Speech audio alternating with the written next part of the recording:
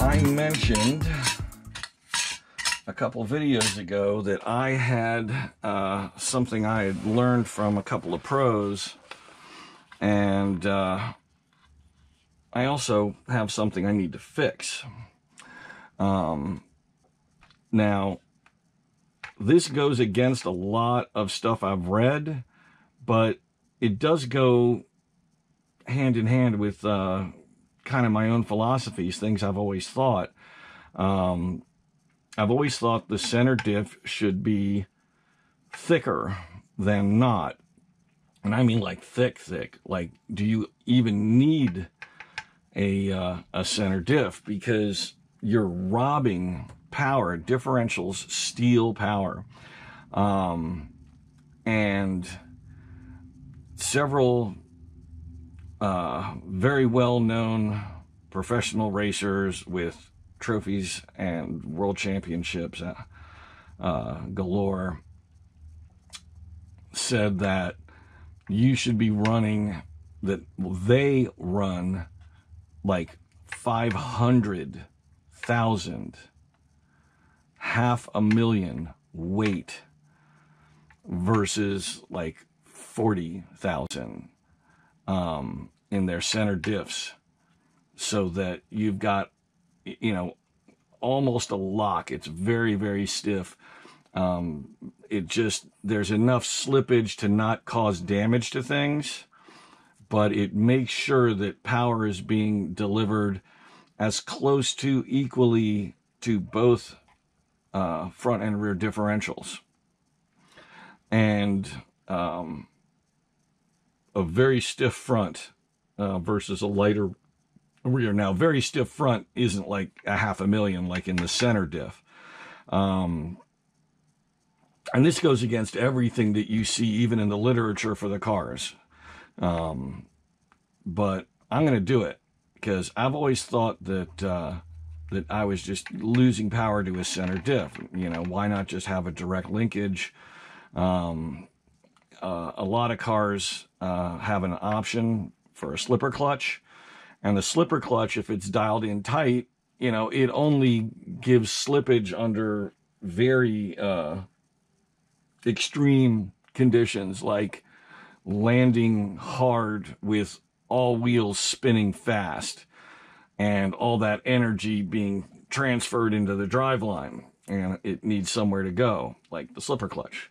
So I'm going to be taking off this panel and just doing a light rebuild. I don't need to change gaskets or O-rings or anything, because I just assembled this and everything should be fine. But I am going to swap out the fluid for 500, which I have. I've also got some 300, and I'm kind of going back and forth, but I'm going to take their advice and I'm going to go with the 500 on this. And I'll bet you that I'm going to be happy with it.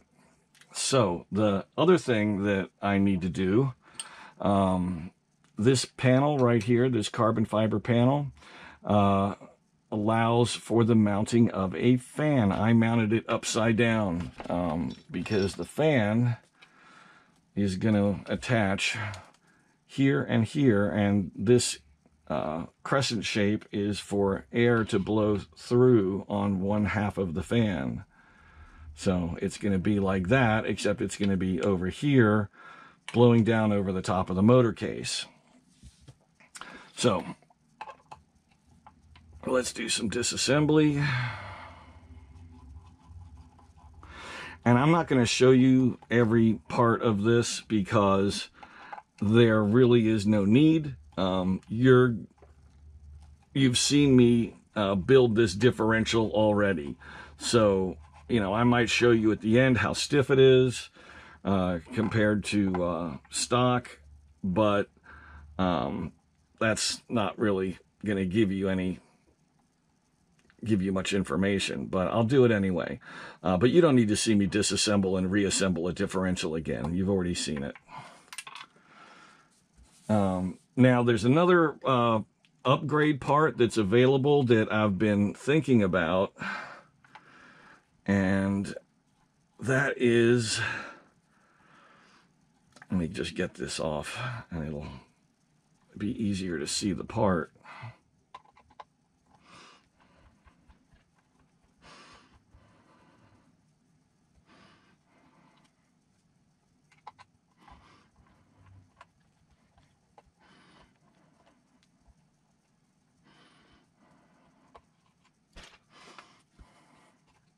Okay, that part I'm talking about is this yoke back here, the rear mount or cradle for the center diff bearing.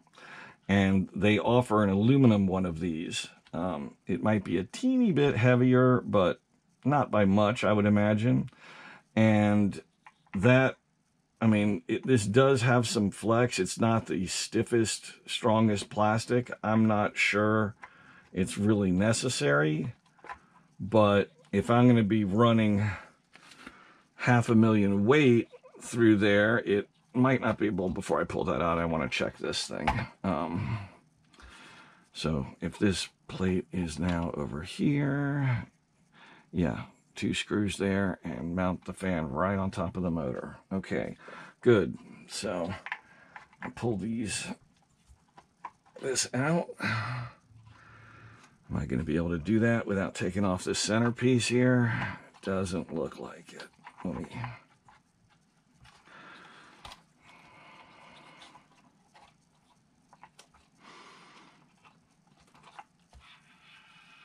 Nope. Nope, I at least have to loosen a few screws down there.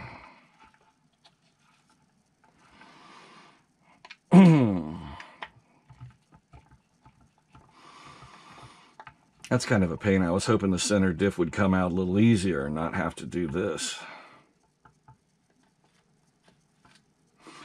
Might also have to take off the front carbon fiber plate, because that attaches to one end of this, as does the servo. This could really get to be a pain. Let me see.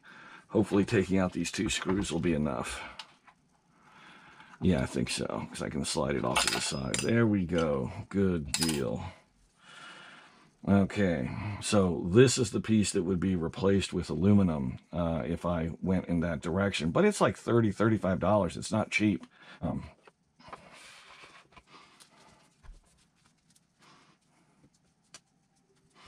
So now I need to get hardware to mount this fan, and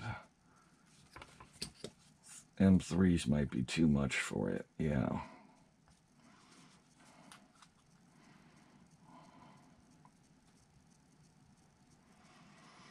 I don't know if I have any M2 hardware like that.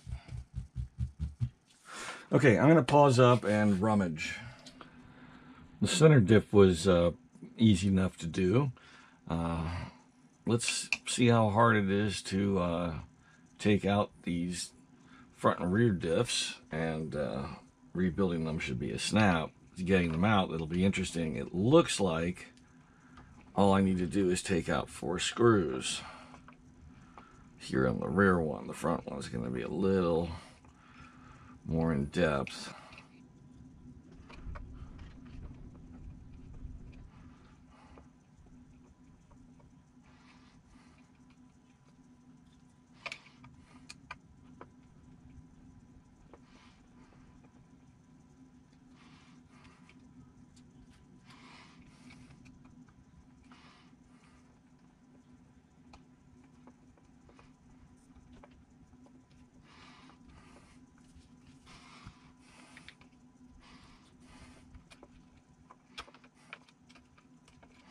Well, that was extra easy.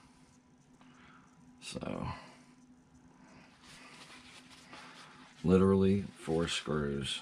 Gotta love it.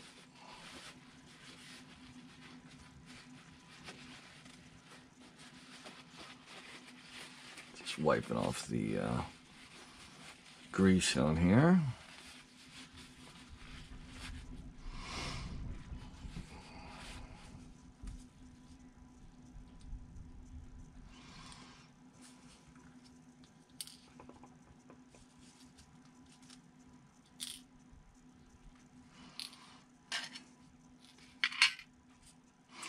Now I did mark these so I can rebuild them side by side and not have to worry about putting the wrong one in the wrong place.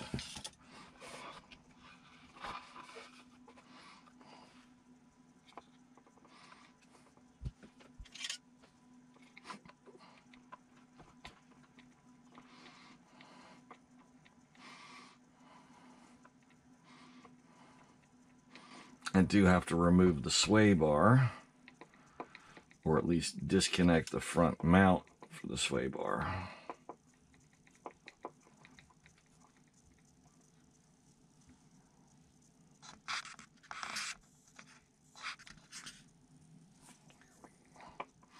Just adjusting the camera there.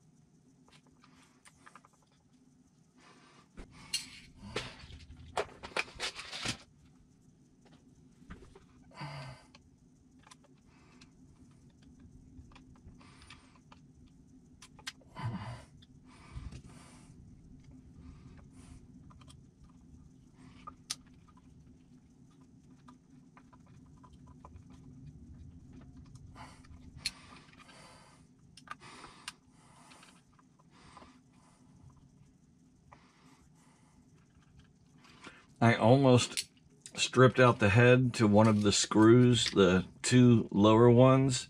I did not realize that the mount for the sway bar was putting it off at an angle, and so that's something that needs to be watched out for. So I've replaced the screw right away once I got it out, because I started to not be able to get a good grip on it with the wrench.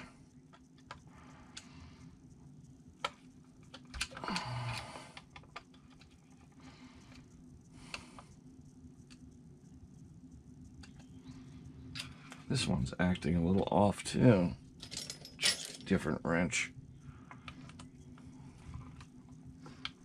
I replaced that one also.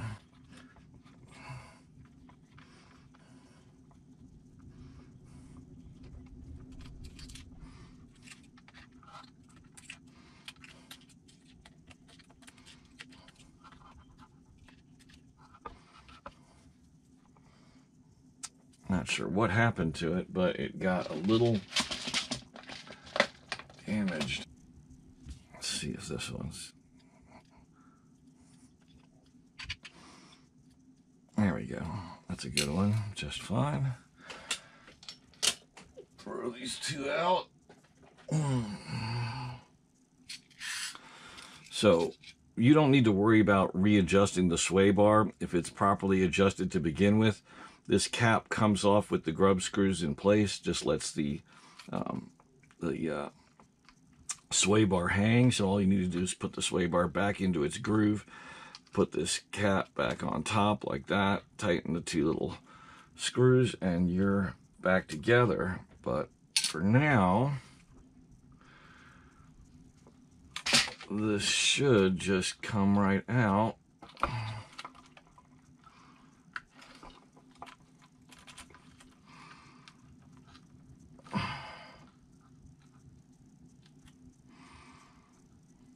I might need to take off this this one bracket here.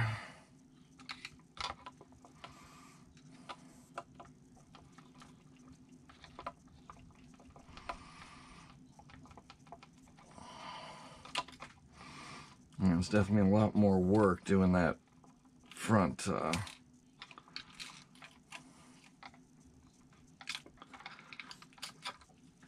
doing the front differential, getting it out at least.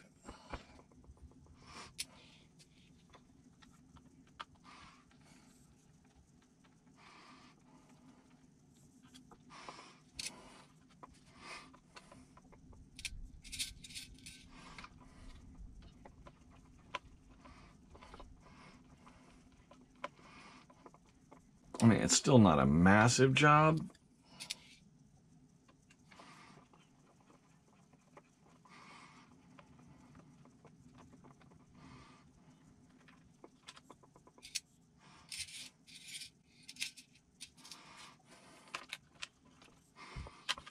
There we go. Off comes the diff cap.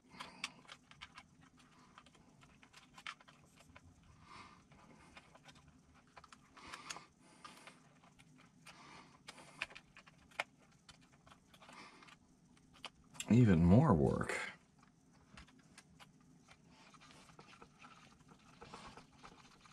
Disconnect the outer eyelets or the outer ball studs. And what that's going to do is allow the hubs to hang off to either side and the axles to pull free. I might only need to do one.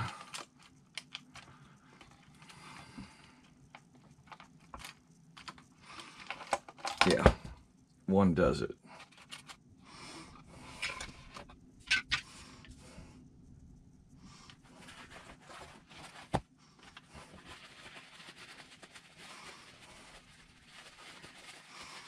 I've decided that I'm going to do 40 in the front and 15 in the rear.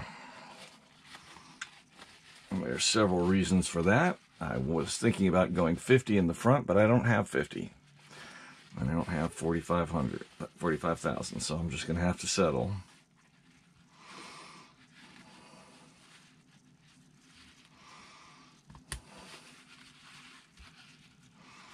I don't know why I bothered taking off these bearings. It doesn't matter.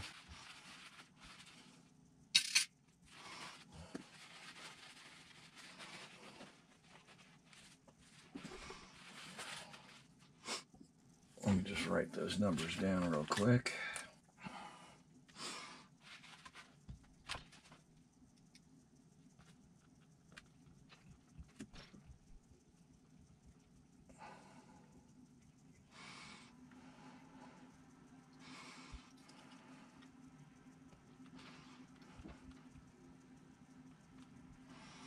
The nice thing about this setup is that if I do want to change something as far as the diff fluids go, it would probably be the rear. And since I would be, and that would probably be going slightly thicker, like going from 15 to 20. If I do that, it's the easiest differential to get out, 4 bolts.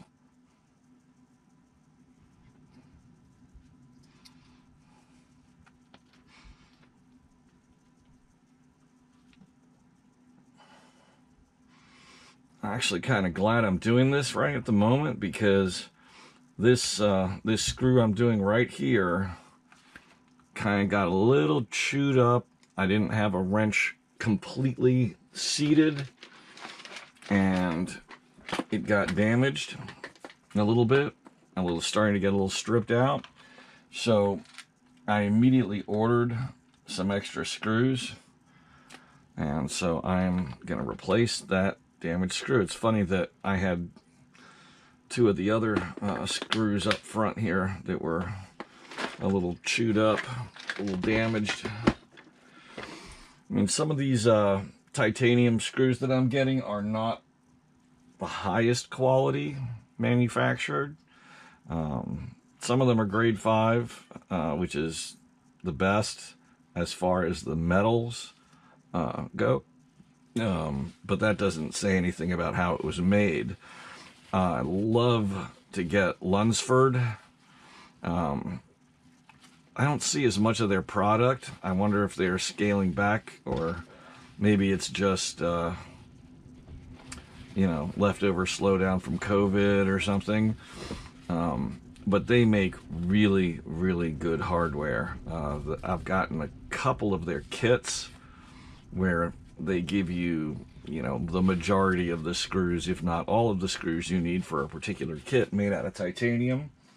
And that can be pretty expensive. It can easily be upwards of $75 to $100 for a kit like that.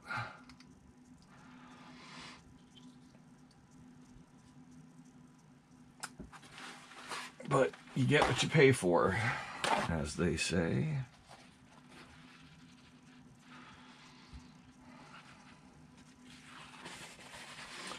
Now, ideally, I would take this completely apart, you know, spray it all down with degreaser, every last little bit, and clean it all up.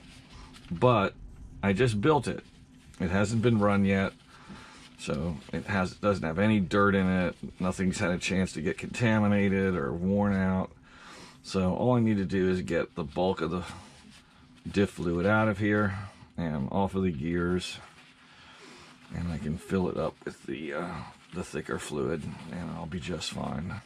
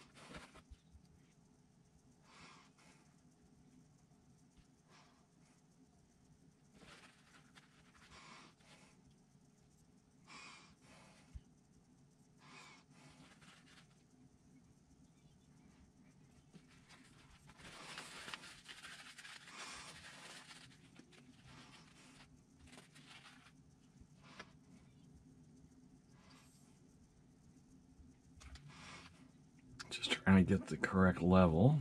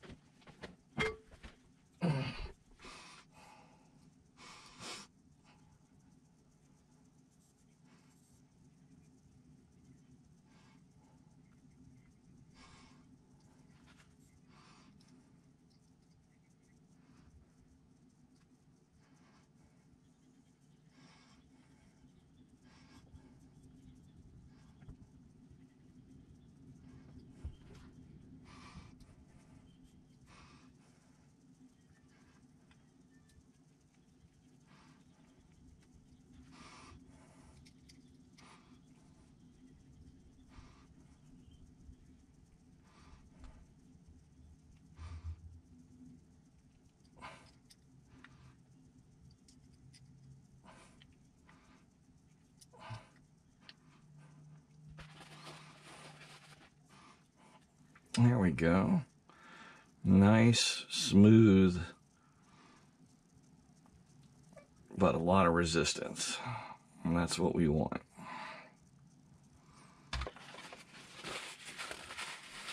Okay.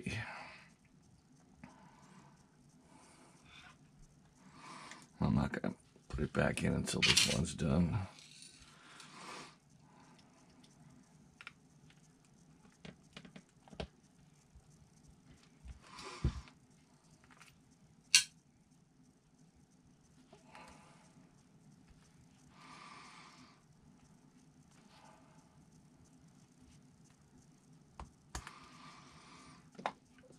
There's something I've considered getting. I just found out about them. It's a Tekno part. I'm kind of surprised they didn't include them with the kit, since this is supposed to be the super light kit. We have all these steel out drives. You know, we've got 2 per diff, so that's 6. And then we've got 2 at each diff case. That's 2 more, so that's 8. And they make super light versions of them. In other words, they've machined away extra metal, they've cut through, they're even hollow straight through. And that would dramatically reduce the weight of those components. It would lighten this a lot. It'd be interesting to see if they make a lighter ring gear. But all those out drives have a pretty substantial combined weight. And replacing all of them at the prices that they are, it would probably be about $100 to $120. I'm just ballparking based on what I remember from the prices. That's a lot of money. And again, you would think that that's something that they would include in the kit instead of these stock pieces, since this is the super light version. Anyway, is what it is.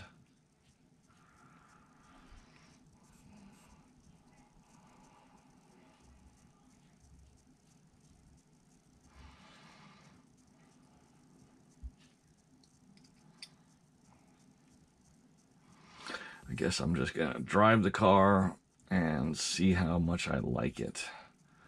And if I really enjoy racing this and it becomes one of my favorites, maybe I'll throw up the extra money and do those.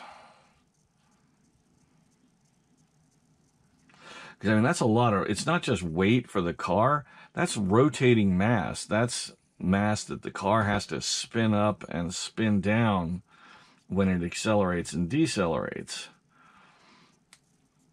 And lightening all that up, that would be a big difference.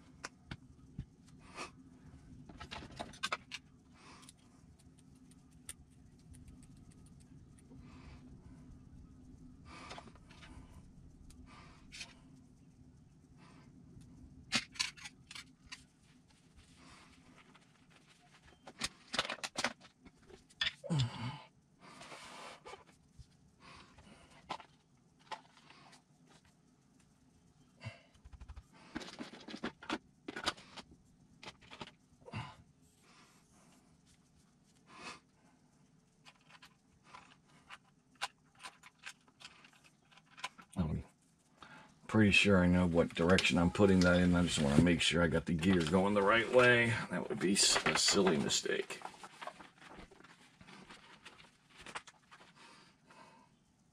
Yep. Good deal.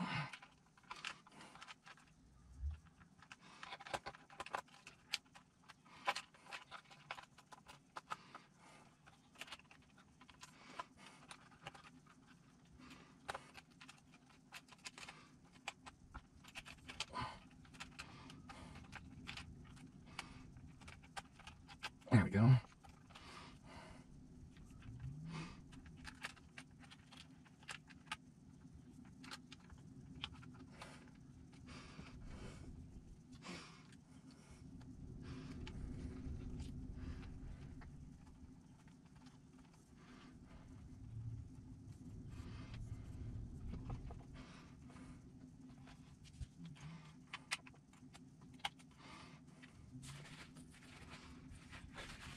That's pretty much empty. Throw that away.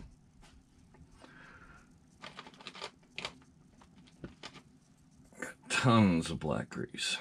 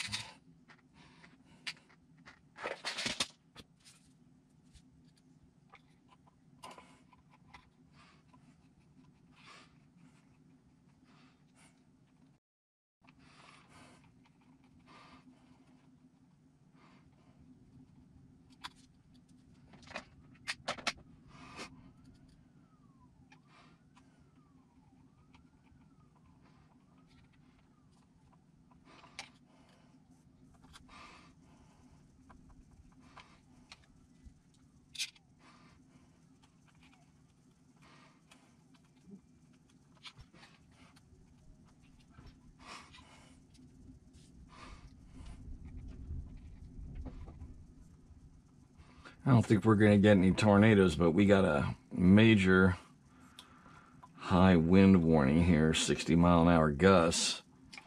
And I don't know if you guys can hear it, if the mic is picking it up, but it's been blowing all for the last couple hours and tossing stuff around the backyard.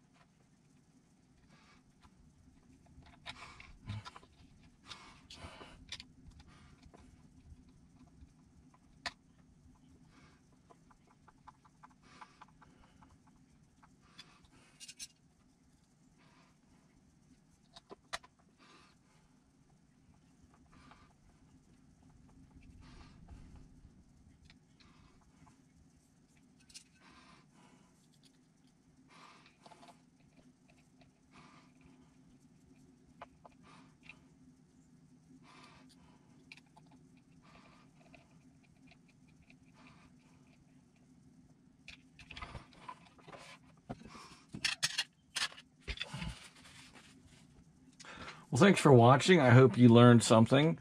I hope you enjoyed watching this video. Please click like and please subscribe. And when you subscribe, in the drop down, click the top choice. That will give you a little alert when you log in, and that'll let you know what videos have come out since you were last visited.